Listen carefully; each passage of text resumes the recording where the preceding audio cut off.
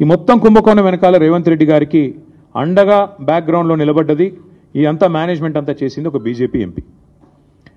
ఆ BJP MP గారికి ఈయన కూడా కొంత అనుచితమైన లబ్ధి చేకూరుస్తున్నారు రాష్ట్ర ప్రభుత్వం ద్వారా. ఎందుకంటే ఇక క్విడ్ ప్రోకో కదా, నేను ఇది చేస్తాను నాకు అది చేయాలి, అది జరుగుతూ ఉంది ఇప్పుడు. ఇప్పటికిప్పుడు నేను దొంగ చేతికి తాళాలు ఇవ్వను. ఆ ఎంపీ గారి పేరు కూడా నేను బయట పెడతాను, నెక్స్ట్ ఎపిసోడ్లో బయట పెడతాను.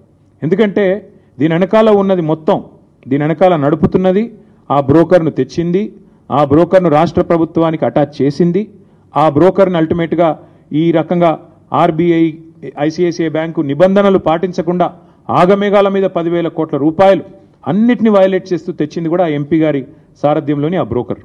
ఎందుకంటే అంత స్ట్రాంగ్ బ్యాకింగ్ ఉంటేనే యూనియన్ గవర్నమెంట్ది ఇంత వేగంగా డబ్బులు వస్తాయి. లేకపోతే 10 రూపాయలు పుట్టాలన్న సామాన్యుడికి దేశంలో 10 రూపాయలు బ్యాంకు నుంచి రావాలంటే 10 క్వశ్చన్లు కాదు 100 క్వశ్చన్లు అడుగుతారు.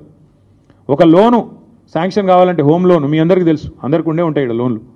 హోమ్ లోన్ శాంక్షన్ కావాలంటే ఎన్ని పేపర్లు దస్తఖత్ పెట్టాలి? అట్లాంటిది 10,000 కోట్లు నీది కాని భూమికి కూడా ఇచ్చినవాడు నేరస్తుడా కాదా?